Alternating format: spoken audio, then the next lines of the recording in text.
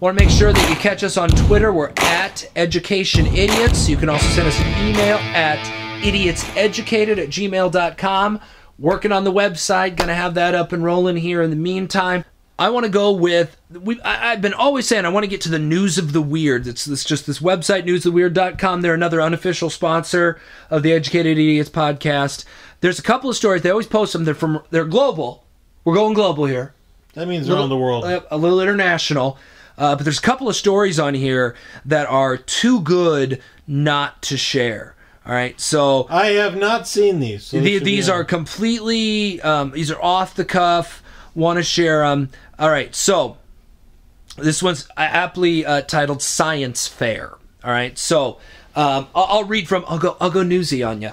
All right, so in China, I won't attempt to pronounce, well, I will pronounce the name. So it was reported in March that in China, a man named Liao Yagang is 23, finally had surgery to remove a whistle that he had swallowed when he was 9 years old.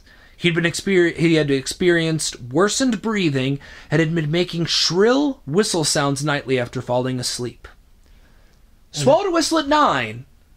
14 years later. Wow. Trying to get it out.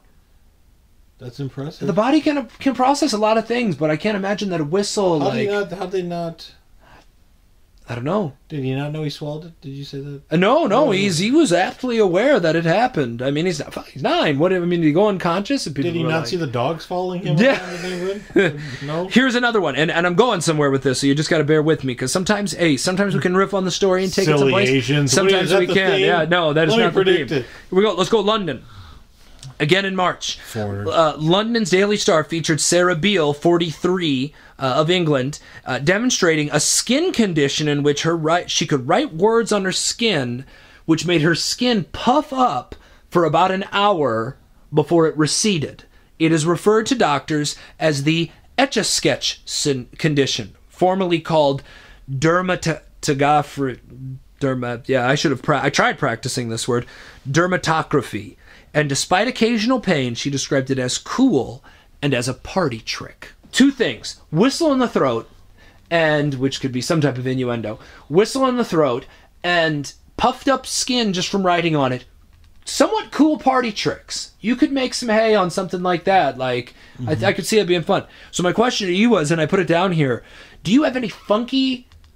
medical things going on besides your third testicle? Do you have funky medical things going on? People are gonna believe you, but it's actually my 4th, and I'm like, no, kidding. You working on a 4th, or party tricks besides just being your jovial personality. Here's my stupid human trick. Is, let's hear it. Maybe you know it.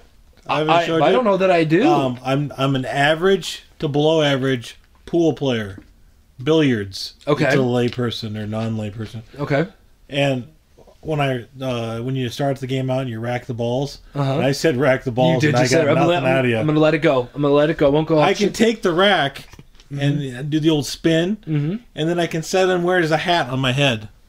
Whoa! I have a big head. I can do the spin. I've never tried the. It'll dangle. Where in the Trust head? me, I've met no one else that can do this. I like that. I wish I had a pool table here. Yeah, people were like... I don't even want to keep talking anymore. I'm just want to go get one. Yeah, I just want to go. I might even go to Blaine's Farm and Fleet, unofficial sponsor, and maybe try and get one just to see it happen the next time. And you're going to be like... You're going to think no way, and it's just going to go right over your head, and you're going to say, oh, he's lying. Yeah, he's not... And then you can actually set it on my head. It's not even like an angle trick or nothing. I'm impressed. Yeah. There's a lot of cranium up there, buddy. It's like the Dan Hensing I knew before this moment and the Dan Hensing I know now. I've had this head my whole life. Wow. Yeah. God bless your mother's vagina. Jiminy Christmas. Wow. Sorry, Mama Hensing. You're not listening. All right. She doesn't have the internet. I have. She didn't even know it's been invented yet. No. Thanks, Al Gore. I have one. Thanks, Alzheimer's. It's more of unofficial. I'm kidding. That's good stuff. Oh, but seriously.